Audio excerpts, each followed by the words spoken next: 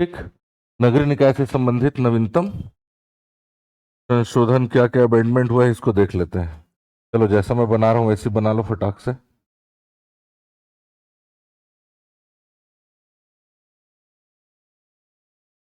कितने स्त्री? 3 स्त्री। सबसे ऊपर नगर पालिका निगम, नगर पालिका परिषद और नगर पालिका पंचायत। या हम इसको लिख देते हैं नगर निगम,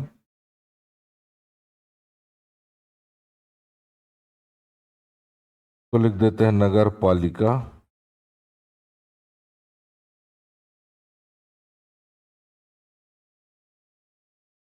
को लिख लेते हैं नगर पंचायत। संख्या एक बार फिर से बता दो।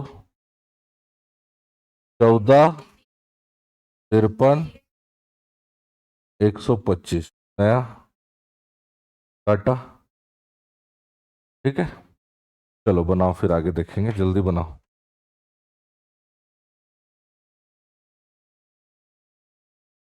इसमें मैं बताया था आप लोग को, एक होगा क्या, महापौर होगा नगर निगम में,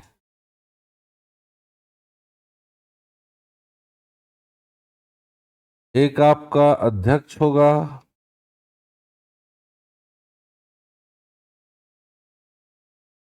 एक आपका होगा पार्षद। पढ़े थे। यहाँ क्या होगा, एक अध्यक्ष होगा नगर पालिका में, एक अध्यक्ष, एक उपाध्यक्ष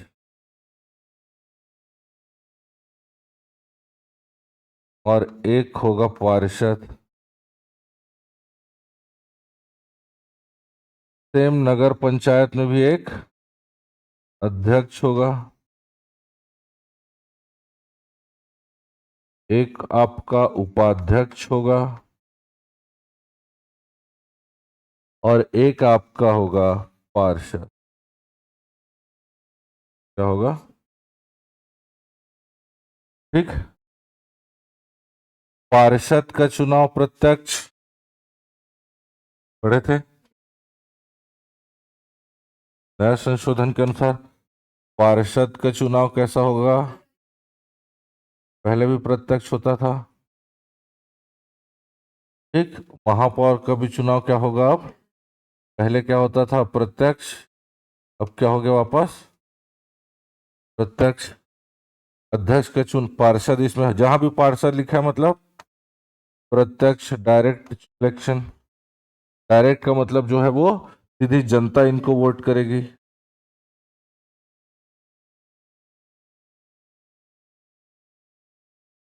और यहाँ अध्यक्ष पहले अप्रत्यक्ष होता तो भी प्रत्यक्ष हो गया, यहाँ भी अध्यक्ष क्या हो जाएगा? प्रत्यक्ष, डायरेक्ट इलेक्शन हो जाएगा। समझ आ रहा?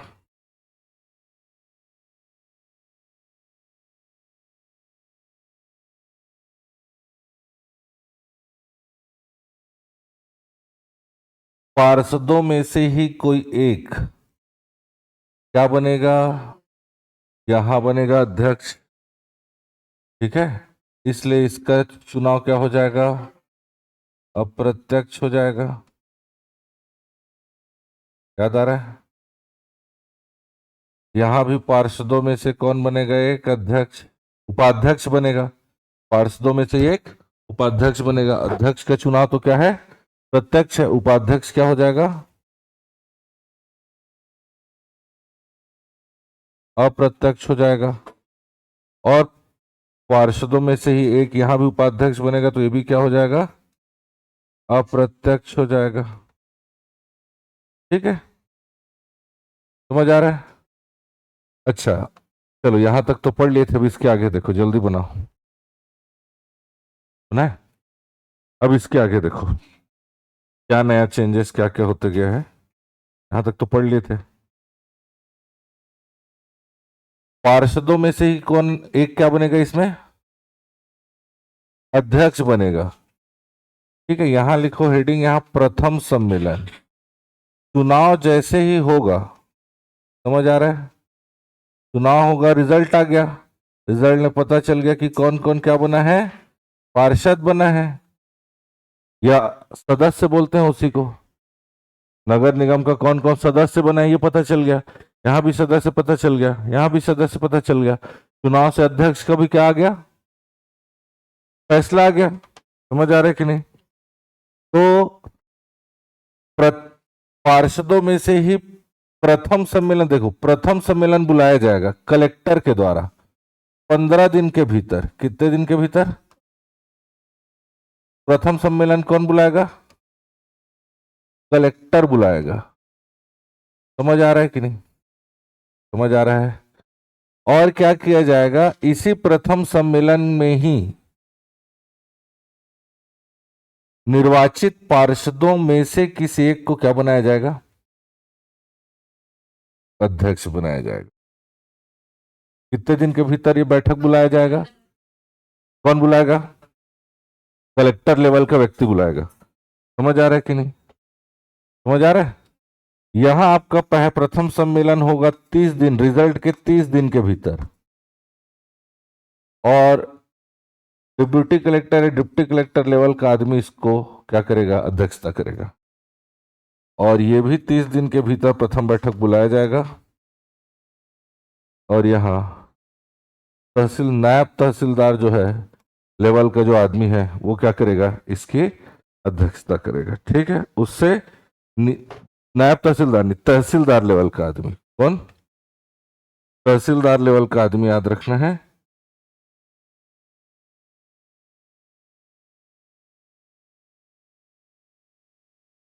इस सम्मेलन को बुलाएगा 30 दिन के भीतर, प्रथम सम्मेलन को।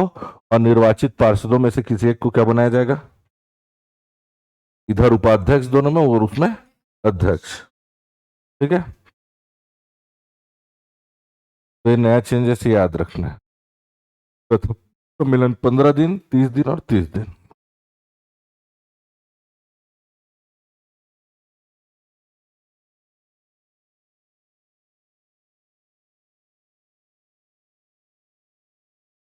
यदि नीचे नोट करके लिख लेना, यदि किसी कारणों से सदस्य और अध्यक्ष का चुनाव नहीं हो पाए, ठीक है, उस समय पर निर्धारित तिथि पर अगर ना हो पाए तो 6 माह के भीतर चुनाव कराना।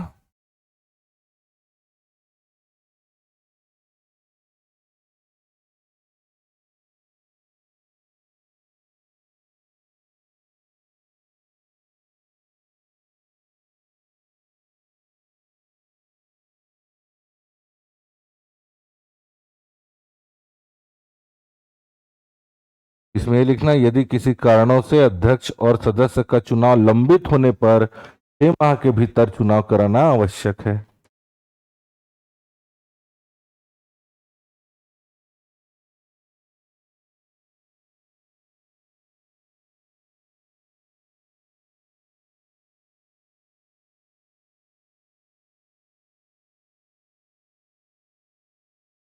ठीक है?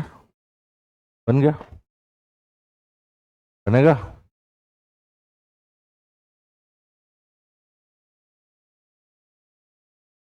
हो गया? ये लिख लिए, यदि किन्हीं कारणों से अध्यक्ष और सदस्य का चुनाव लंबित है तो 6 माह के भीतर चुनाव कराना अनिवार्य है। ठीक है? चले आगे।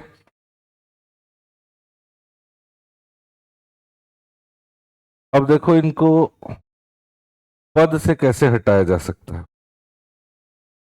ठीक है? चले आगे। थर्ड हेडिंग डालो, पद मुक्ति।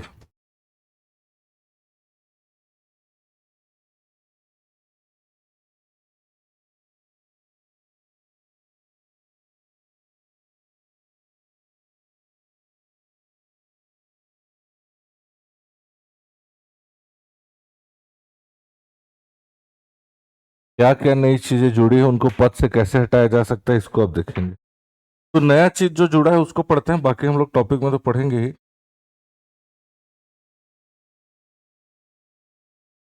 रिकॉल याद रखना। क्या? रिकॉल या इसी को बोलते हैं वापस बुलाना। क्या?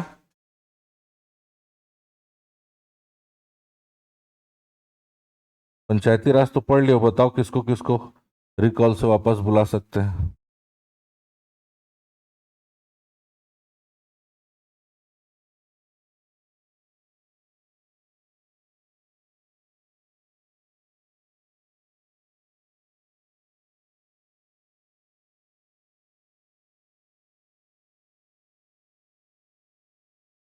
जिसको प्रत्यक्ष रूप से चुनकर जनता भेजती है, जिसको भेजती उसी को, किसको भेजती है? सरपंच। और तो उसी के खिलाफ क्या होगा? रिकॉल किया जाएगा। जिसको भेजेगी उसी को ही वापस बुलाएगी। तो जनता किसको चुनाव चुनती है? सरपंच और पंच को। उसी तरीके से नगरीय निकाय में किसको किसको? नगरीय निकाय। और ये बहुत लेंदी प्रोसेस होता है ना, समझ आ रहा है कि नहीं? नगर निकाय में आपको याद रखना है, महापौर के खिलाफ लाया जाएगा रिकॉल। इसके खिलाफ जनता भेज रही, तो जनता इसको काम सही नहीं होने पर वापस बुला भी सकती है। समझ आ रहा है कि नहीं? जनता ने ही महापौर बनाया है और जनता ही वापस बुला के इसको आम आदमी बना सकती है। उसी तरीके से नगर नगर ये महापौर हो गया। उसी तरीके से अध्यक्ष, अध्यक्ष को कौन सा अध्यक्ष? नगर पालिका अध्यक्ष को और नगर पंचायत अध्यक्ष।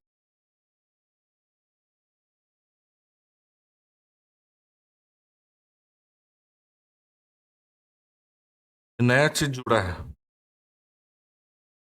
रिकॉल किया जाएगा।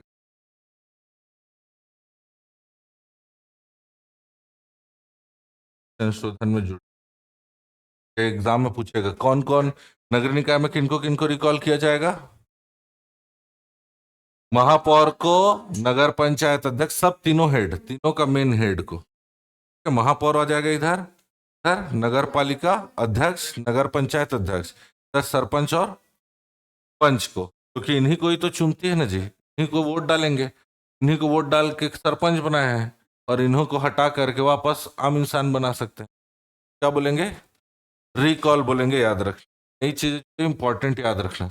अब रिकॉल करना है तो रिकॉल का प्रोसेस क्या होता है, कॉल कैसे बुलाया जाएगा, कैसे होता है प्रोसेस कंप्लीट?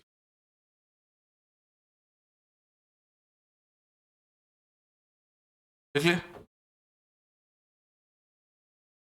रिकॉल कैसे होगा।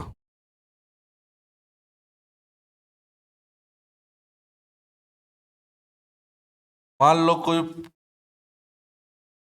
महापौर है या नगर पालिका अध्यक्ष है या नगर पंचायत अध्यक्ष है, यदि अपने काम को सही से नहीं कर रहा है, ठीक, यदि जनता को ऐसा लगता है कि ये अपने पद पर, इसका पद पर बने रहना सही नहीं है, क्योंकि ये सही से काम नहीं कर रहा है, अपने दायित्वों का वहन नहीं कर पा रहा है, अपनी जिम्मेदारियों को सही से नहीं निभा रहा है, तो इसको क्या किया जाएगा? रिकॉल किया जाएगा। ठीक है, मतलब अब इसके अगेंस्ट में कौन कौन व्यक्ति खड़ा है, कौन कौन इस व्यक्ति को पसंद नहीं करता है, के एवज में वोट है। समझ? अभी तक कौन कौन इसको चुनने और चुनता है, वो वोटिंग होता था पहले। जब इसको महापौर बनाना था तो कौन कौन इसके पक्ष में है, क्या बनाने के लिए? महापौर बनाने के, इसके लिए वोटिंग होता था। अब कौन कौन इसको हटाने के पक्ष में है, उसके लिए वोटिंग होगा। भेजना, भेजने के लिए कौन इसको भेजे थे? आम जनता। तो आम जनता ही हटाएगी भी। कॉल में सबसे बड़ा चीज है, समझ आ रहा है कि नहीं? अब हटाने का प्रोसेस कैसे होगा, सुन लो इधर फिर एक मिनट। जब, जैसे कि एक, जैसे नगरीय निकाय की बात कर लेते हैं, महापौर को हटाना है, सैंपल में बता रहा हूं, जैसे इसको हटाना है, कॉल में बता रहा हूं महापौर।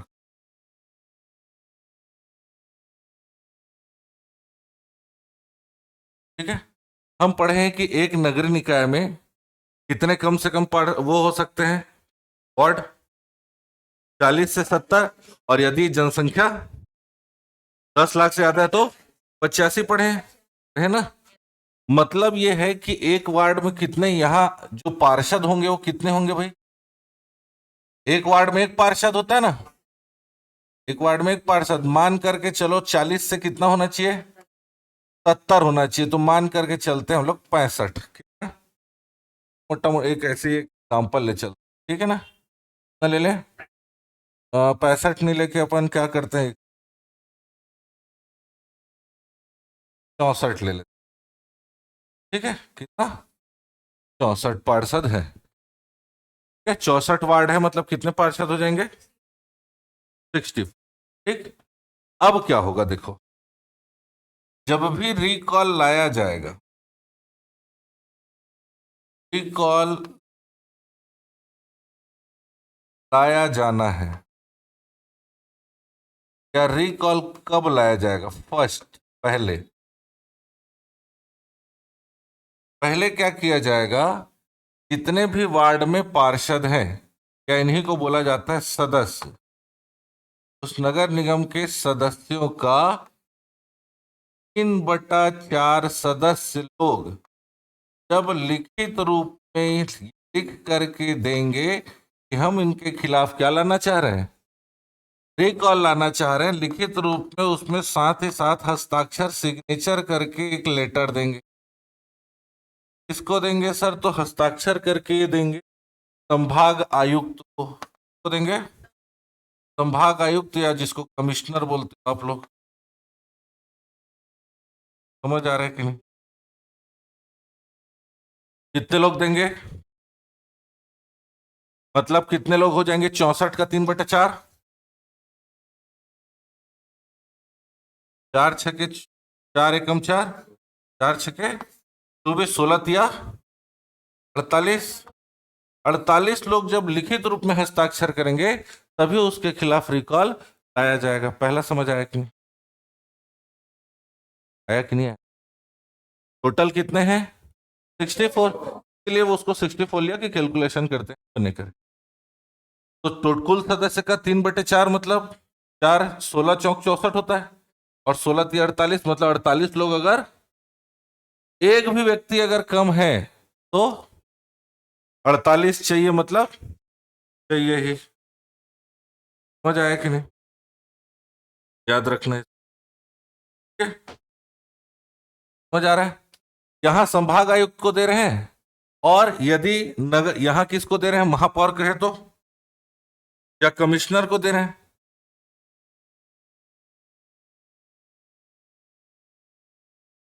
यही चीज यहां कलेक्टर को देंगे, तो कलेक्टर को लिख के दिया जाएगा दोनों, और चेक कर लेता हूं, हाँ दोनों में क्या किया जाएगा, कलेक्टर को दिया, ठीक, ठीक है, बस यही चेंजेस है, बाकी दोनों में 3/4, ठीक है, अभी लिखो मत, समझ लो, 1 मिनट फिर लिख, नाम समझ लिख, समझ आ रहा, पहला कब लाया जाएगा, जब सदस्यों के, पार्षदों के 3/4 लोग लिखित रूप में देंगे संभाग आयुक्त या कलेक्टर को, ठीक है, तो अब संभाग आयुक्त या कलेक्टर क्या करेगा, उसको राज्य सरकार को देगा, संभाग आयुक्त क्या करेगा, उसको, उस लेटर को राज्य सरकार के पास पहुंचाएगा,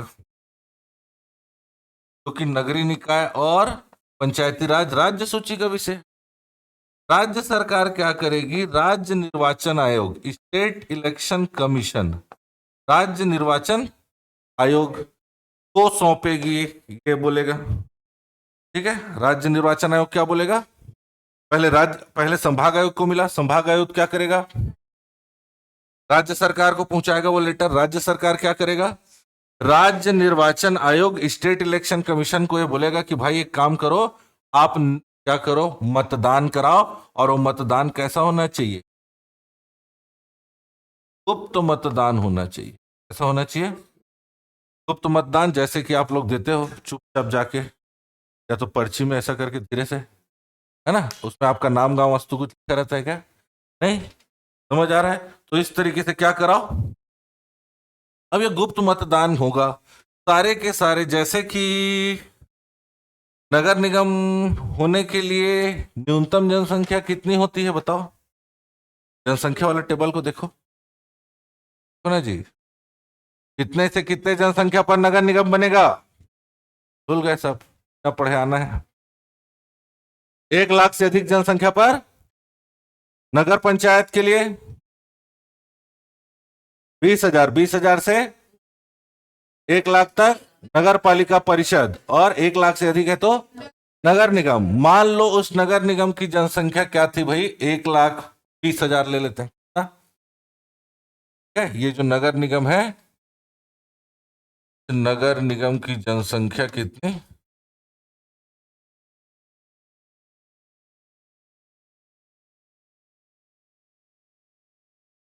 ये जो जनसंख्या मैं लिख रहा हूं वो कुल जनसंख्या लिख रहा हूं जो मत देने वाले हैं, मतलब जिनकी उम्र 18 से ऊपर के लोगों के बारे में बात कर रहे हैं, लड़का पिचका वाला बात पीछे, समझ आ रहा है। और 1,20,000 है, तो जब गुप्त मतदान होगा तो इस 1,20,000 लोग वोट करेंगे, समझ आ रहा है।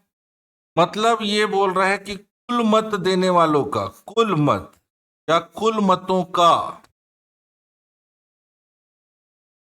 ठीक, कुल मतों का मतलब क्या बोल रहे हैं, टोटल, एक भी व्यक्ति कम नहीं होना चाहिए। सुन लो इधर, फिर नहीं तो ये कंफ्यूज हो जाओगे। कुल मतों का 1/2 या 50% लोग जब इसके पक्ष में वोट देंगे कि इसको हटाना है, मतलब 60,001 आदमी, 50% +1 होता है ना, 1/2 प्लस फॉर्मूला होता है, या 50% +1, मतलब 50% का मतलब 60,000। 60,000 एक व्यक्ति अगर इसके पक्ष में वोट दे दिया, भैया इसको हटाया जाना है, तो तत्काल प्रभाव से लोग हाँ बोलेंगे, हाँ हटाया जाना है, हाँ हाँ में वोट करेंगे, तत्काल प्रभाव से महापौर को पद से हटा दिया जाए। लेकिन अगर ये 60,000 भी हुआ तो नहीं होगा। पहला चीज तो ये कुल मतों का बोल रहा है, ऐसा नहीं बोल रहा है कितने लोग वोट किए हैं। जैसे मान लो इसमें 1 लाख लोग वोट किए, तो 1 लाख का 50% +1 नहीं बोल रहा है। 1 लाख भी अगर वोट कर रहे हैं तो भी मिनिमम 60,000 एक व्यक्ति ही होना चाहिए, समझ आ रहा है कि नहीं। 70,000 भी वोट कर रहे हैं तो भी 60,000 एक ही व्यक्ति होना चाहिए, ऐसा नहीं कि 50% +1 है कि नहीं। समझ, कुल वोट देने वाले का 50% +1 नहीं बोल रहा है, ये मिनिमम क्राइटेरिया है, इसको चाहे वोट दो कितने भी लोग, ये फुलफिल होना चाहिए, 60,000 +1 होना ही चाहिए। अगर उस 60,000 में से 60,000 वैसी व्यक्ति बस वोट किया है, चाहे किसी भी पक्ष में करो, खत्म, 60,000 एक व्यक्ति होना चाहिए। 70,000 भी वोट कर रहे हैं तो, 65,000 भी कर रहे हैं तो, चाहे 1,20,000 भी कर रहे हैं तो, समझ आए, कुल मतों का 50% +1 बोल, न कि उपस्थिति या मतदान करने वाले, ध्यान से क्वेश्चन को बनाना है। इसलिए मैं पहले बोला ये एक लेंथी प्रोसेस होता है, सारे लोगों को बुलाना, वापस से इलेक्शन कराना, हाँ के, है ना, क्योंकि इतना सारा खर्चा इलेक्शन में उसको बैठाने के लिए किया गया है, अब उसको हटाना है तो ऐसे ही किसी व्यक्ति को नहीं हटा सकते, बहुत लेंथी प्रोसेस होता है, समझ आ रहा है। तो इस तरीके से क्या किया जाएगा, रिकॉल किया जाएगा, ठीक है। ये तो हो गया भाई, कब रिकॉल किया जाएगा और कैसे किया जाएगा। रिकॉल कब नहीं किया जा सकता तो भी समझ लेते हैं, समझ आ रहा है क्या बोल रहा हूं। रिकॉल कब नहीं किया,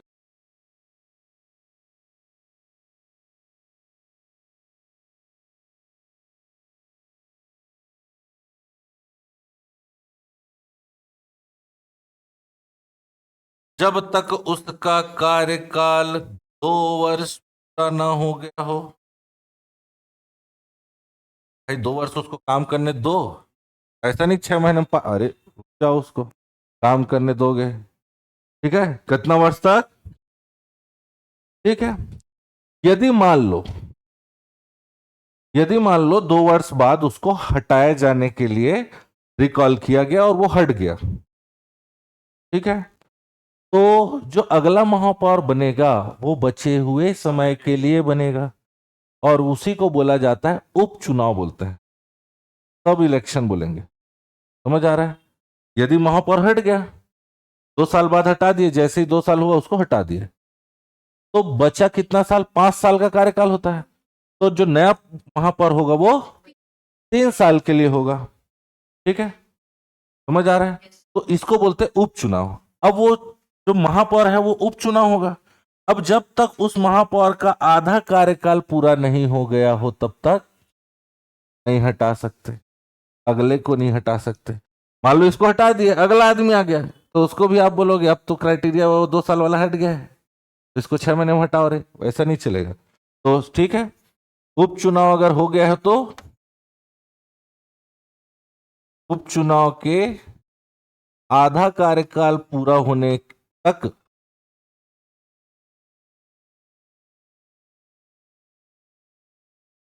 पूरा होने तक पद से नहीं हटाया जा सकता। समझ आ रहा है कि नहीं क्या बोल रहा हूं? ठीक है, साथ ही मान लो 2 वर्ष पूरा हो गया,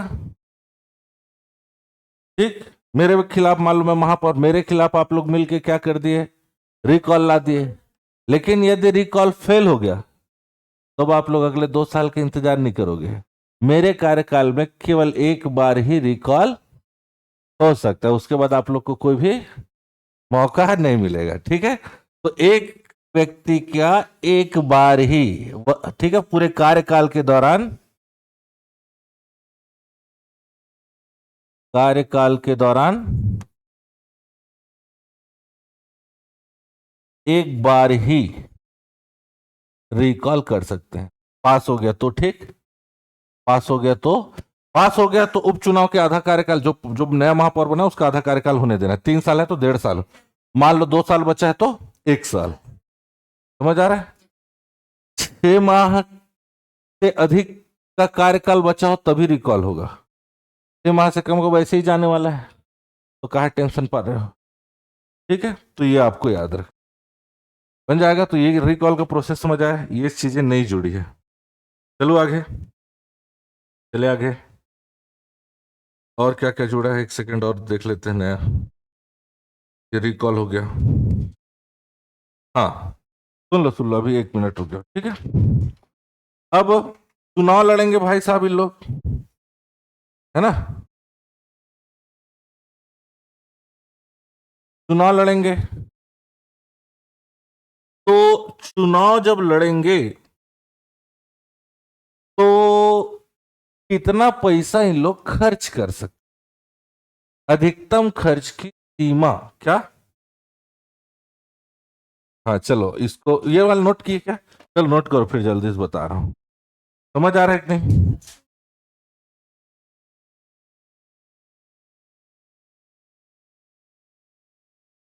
जल्दी से नोट, है ना? हाँ, कलेक्टर।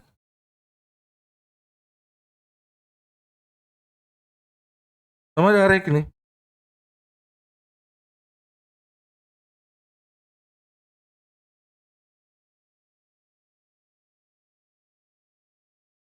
अच्छा मान लो, सुनो एक चीज और, सुन लो एक सेकंड और। मान लो पार्षदों में से ही क्या बनाया जाना है?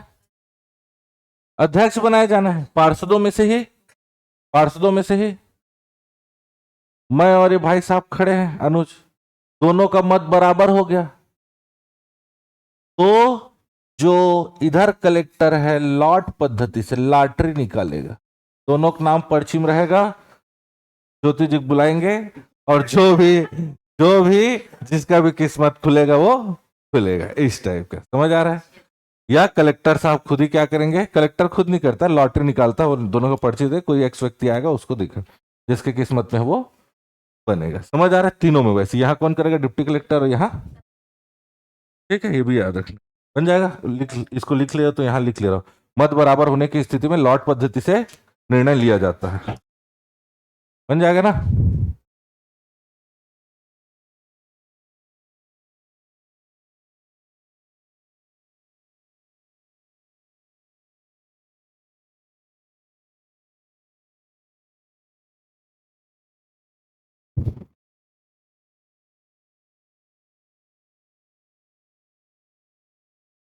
ये वाला हो गया। आगे करूं? मत बराबर होने का लॉट पद्धति है ना, लॉटरी निकालेंगे। ऐसा नहीं है कि यहाँ कि महापौर से पूछेंगे, यहाँ अध्यक्ष से पूछेंगे किसको बनाए, तो ऐसा नहीं है, लॉटरी निकलेगा। ठीक, एग्जाम्पल के थ्रू सारा चीज लिख लेना है। ये एग्जाम्पल है ना, ये 1,20,000 वाला, ये सब एग्जाम्पल के थ्रू आपको, क्योंकि मैथमेटिक कैलकुलेशन थोड़ा इजी समझ आता है।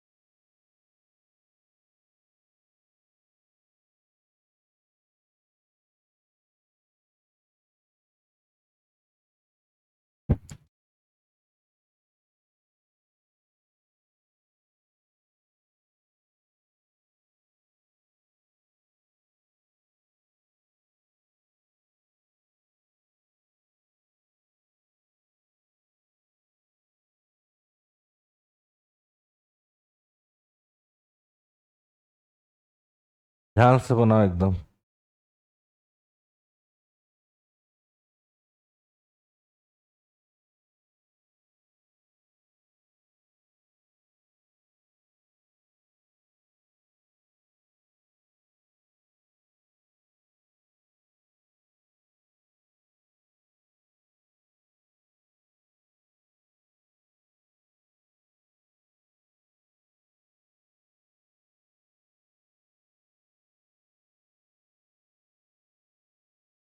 कुल मतों का आधे से, कुल मतों का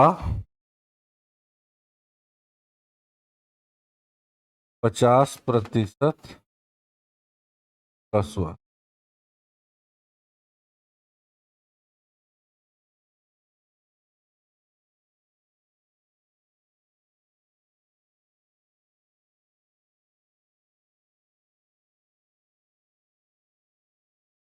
ठीक,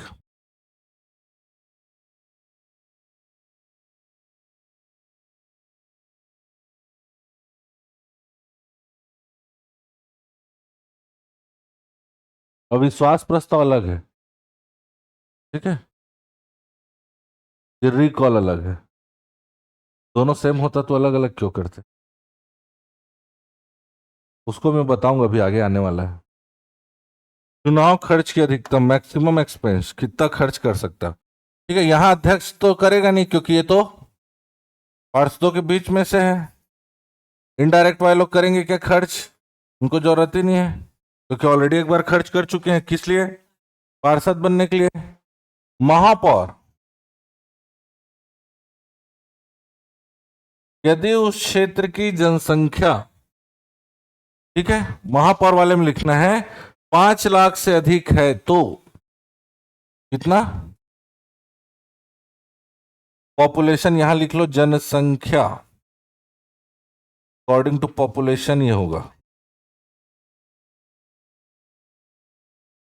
5 लाख से अधिक है तो 25 लाख तक खर्च कर सकता है।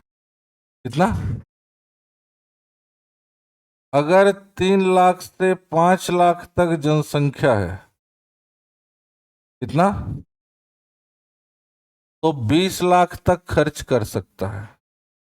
और यदि 3 लाख से कम पॉपुलेशन है तो 15 लाख तक खर्च कर बनेगा। 5 लाख से अधिक है तो, 3 से 5 है तो, 3 से कम है तो, ठीक है। पार्षद, पार्षद भी खर्चा करेगा।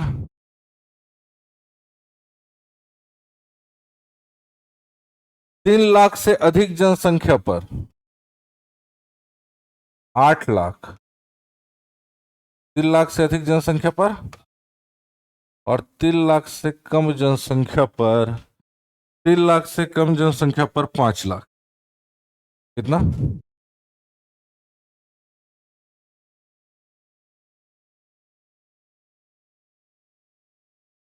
हम लोग पढ़ रहे हैं खर्च, अधिकतम खर्च।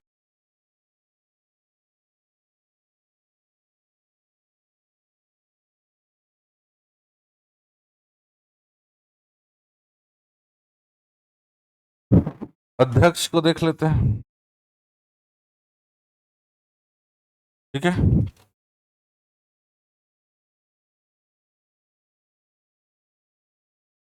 50,000 जनसंख्या से अधिक है, 50 के लिख दिया हो ना,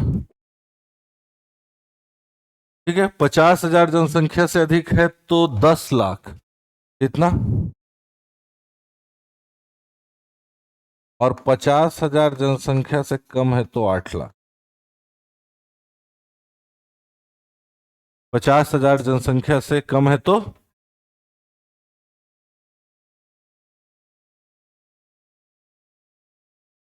यहां पार्षद 2 लाख से अधिक व्यय नहीं कर सकता, 2 लाख। यहां जनसंख्या पर डिपेंड नहीं है, मैक्सिमम 6 लाख, मैक्सिमम 6 लाख, और पार्षद है तो 75,000।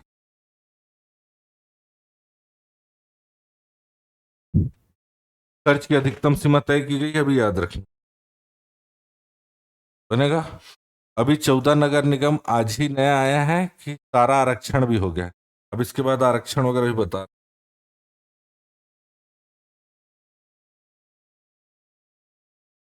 बनेगा, ये याद रखना, ये नया संशोधन। बुक से नहीं पढ़ना है, बुक में पुरानी डाटा मैं नया बता रहा हूं, ठीक है। इधर पार्षद 2 लाख से ज्यादा नहीं कर सकता, नगर पालिका परिषद वाला।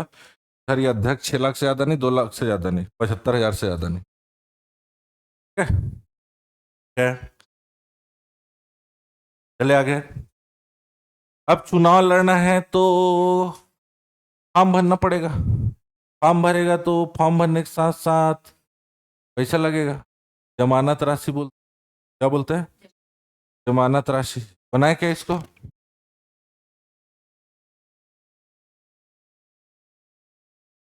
फिर से बना लेना है।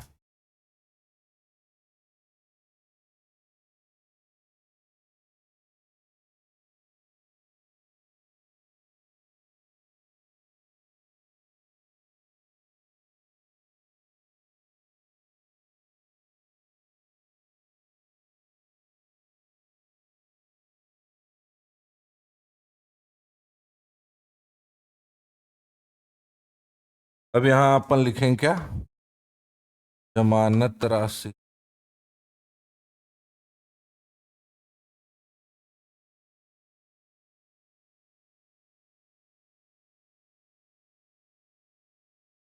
ये भी नया आया है डाटा, है ना, सब नया डाटा एकदम अपडेटेड बता रहा हूं मैं आपको, ठीक है। यहां हम लिख लेंगे जमानत राशि अगर सामान्य वर्ग का व्यक्ति है तो, और वही व्यक्ति अगर आरक्षित वर्ग का है तो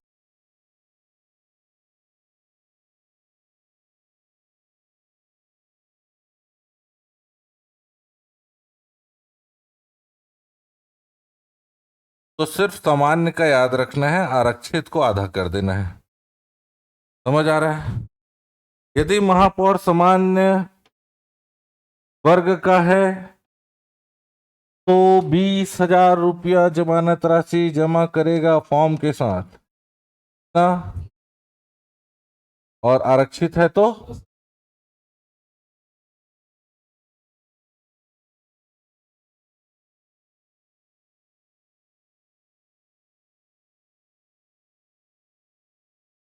अध्यक्ष करेगा 15,000, आरक्षित है तो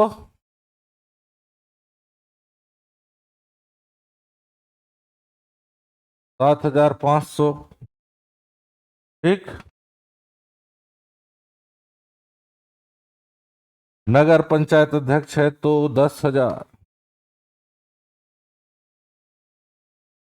आरक्षित है तो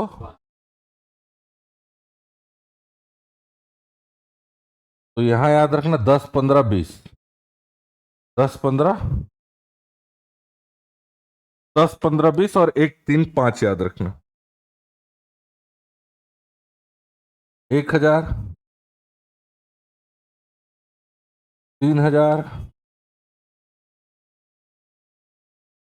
5,000, आधा कर लो बाकी को। 10, 5, 10, 15, 20, 135, इसका क्या हो जाएगा? आरक्षित है तो 500 रुपया जमा करना है, यहाँ है तो 1500 जमा करना है, यहाँ 2500 रुपया जमा।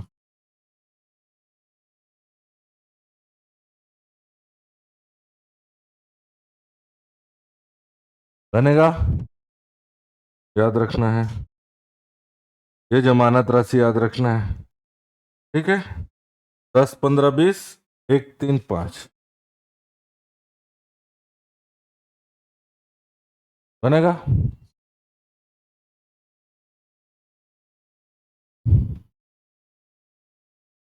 अब आरक्षण देख लेते, मोस्ट इंपॉर्टेंट आरक्षण ही मेन है, पहले से पूरा चेंज हो गया है आरक्षण, ठीक है। चलो लिख लिए, नोट कर लिए।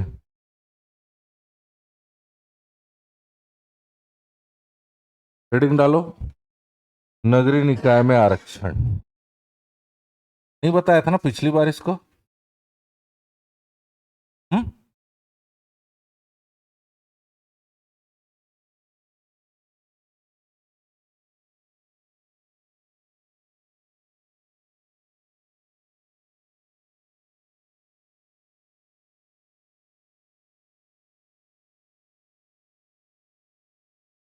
चलो सुन लो फिर ध्यान से लिखना, पहले हेडिंग डालिए, चलो सुन लो इधर फिर लिखना आराम से।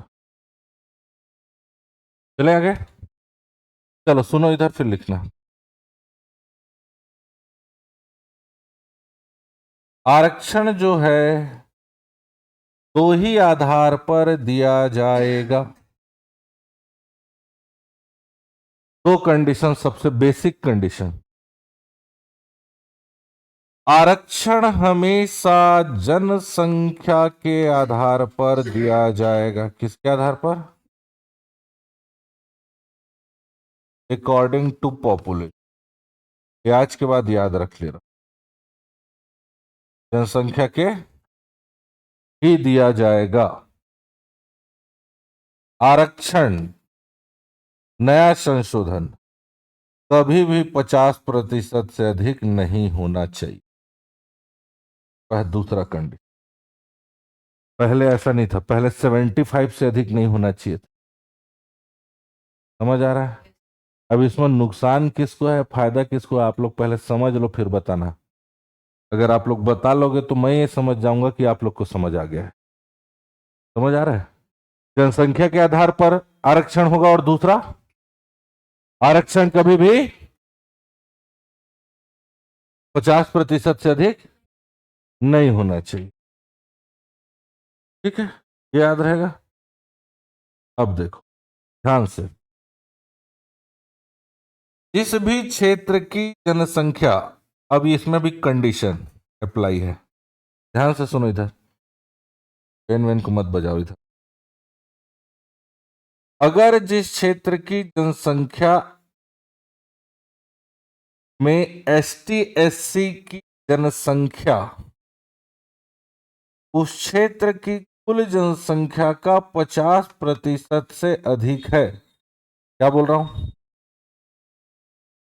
यदि उस पर्टिकुलर क्षेत्र का कुल जनसंख्या में एसटी एससी की जनसंख्या 50% से अधिक है। समझ आ रहा है? इस कंडीशन में ओबीसी को कोई रिजर्वेशन नहीं, ओबीसी को आरक्षण, पहला कंडीशन। समझ आ रहा है कि नहीं? एक एग्जांपल से समझ लेते हैं। जैसे कोई एक्स नगरीय निकाय है,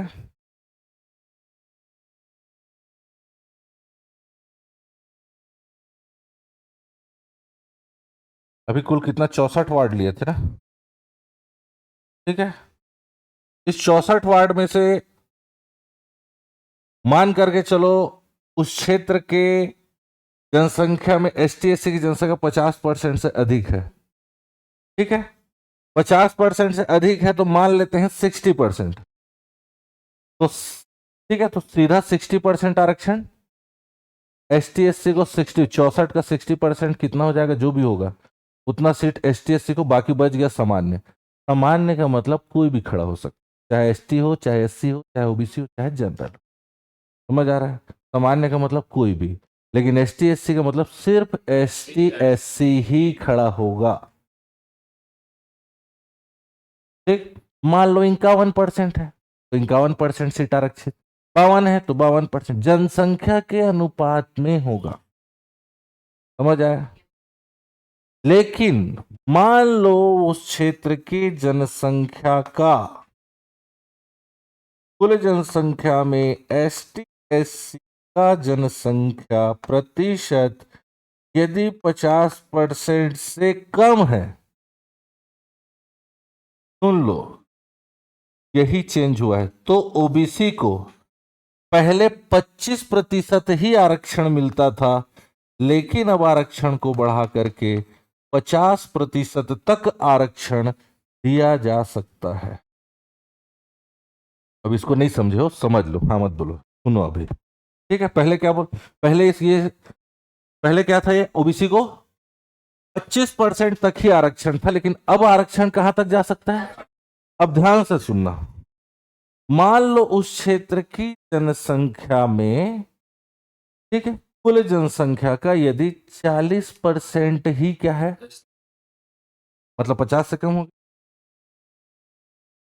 इस कंडीशन में ओबीसी को कितना प्रतिशत तक आरक्षण? 50% तक आरक्षण दिया जाएगा। अब ध्यान से सुनना, कितना होगा वो आप लोग बताना। 40% क्या हो गया? अगर उस क्षेत्र की जनसंख्या में 20% ओबीसी है तो ओबीसी को कितना प्रतिशत सीट मिलेगा? नहीं सुने आप लोग, समझे नहीं, फिर से 10% आरक्षण, क्योंकि आरक्षण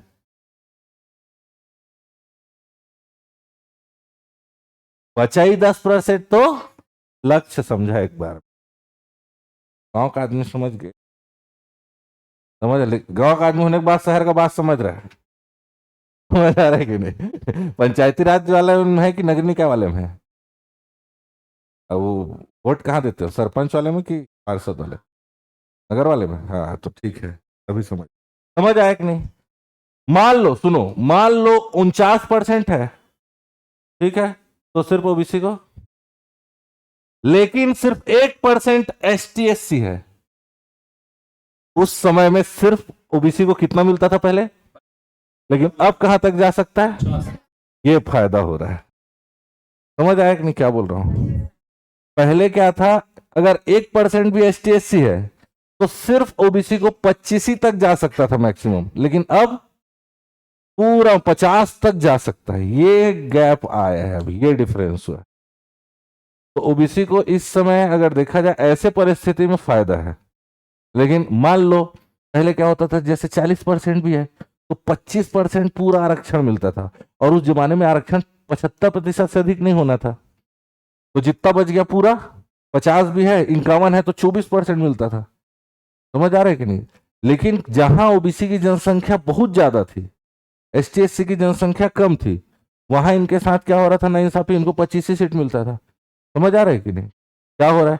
अगर वहां के पहले क्या होता था कि वहां की जनसंख्या में दोनों फायदा भी है नुकसान भी है, बोल सकते हो।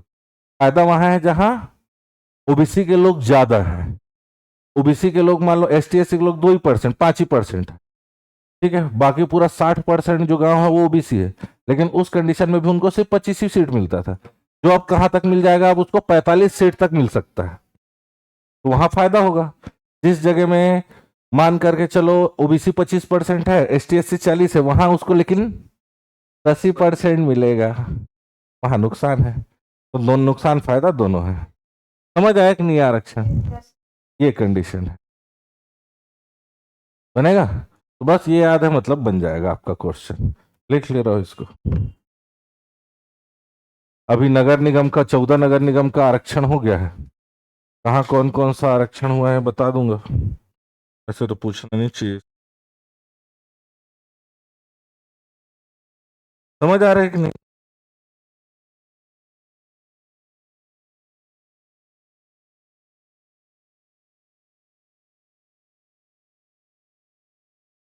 अच्छा, एक चीज और, तीसरा एक चीज और जोड़ लेना है। पंचायती राज में हम लोगों ने महिलाओं को 50% आरक्षण दिया है, ठीक है। कोई भी महिला, मतलब महिला सामान्य भी है तो भी यहां 1/3 महिला को आरक्षण। मतलब यदि 24 सीट निकल के आ रहा है ST/SC का, तो कितना 8 सीट जो है सिर्फ और सिर्फ महिला बनेगा।